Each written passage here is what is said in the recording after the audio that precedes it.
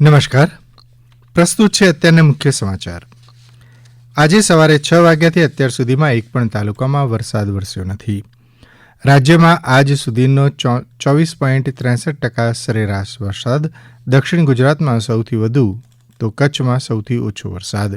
રાજ્યના જીવાદોરી સમાન નર્મદા ડેમમાં 65.71% જળ સંગ્રહ. રાજ્યના 206 જળાશયોમાં 41% કરતાં વધુ પાણીનો સંચય. રાજ્યમાં 6 ડેમ 100% અને 4 70% કરતાં વધુ ભરાતા 10 ડેમ હાઈ એલર્ટ પર. રાજ્યમાં અત્યાર સુધીમાં 8,324 લોકોનું સ્થળાંતર કરાયું. 3,711 લોકોનું રેસ્ક્યુ કરાયું.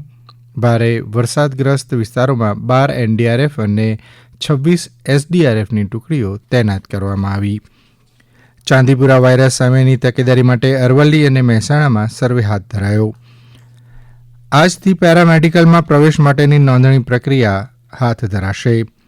આગામી 3 દિવસ માટે બિહાર, ઉત્તરપ્રદેશ, આસામ, મેઘાલય, નાગાલેન્ડ, મણિપુર, મિઝોરમ, ત્રિપુરા, ઉપ હિમાલય, પશ્ચિમ બંગાળ અને સિક્કિમમાં ભારે વરસાદ માટે ઓરેન્જ એલર્ટ અપાયું.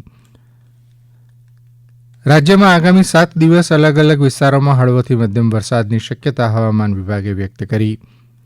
પૂરગ્રસ્ત સુરતના 2,500 પરિવારોને કેશ ડોલ્સની ચૂકવણી. મોડી રાત્રે નાયબ મુખ્યમંત્રીએ તંત્ર સાથે બેઠક કરી હતી. પ્રધાનમંત્રી નરેન્દ્ર મોદીએ ઓકલેન્ડમાં ન્યૂઝીલેન્ડના પ્રધાનમંત્રી ક્રિસ્ટોફર લક્સન સાથે દ્વિપક્ષીય વાટાઘાટો કરી. ભારત અને ન્યૂઝીલેન્ડે સંરક્ષણ, પશુપાલન અને ડેરી, પર્યટન, રમતગમત અને આપત્તિ વ્યવસ્થાપન એમ 5 મુખ્ય સમજૂતી કરાર પર હસ્તાક્ષર કર્યા. હવે પછી આપ 12 વાગે મુખ્ય સમાચાર સાંભળી શકશો. નમસ્કાર.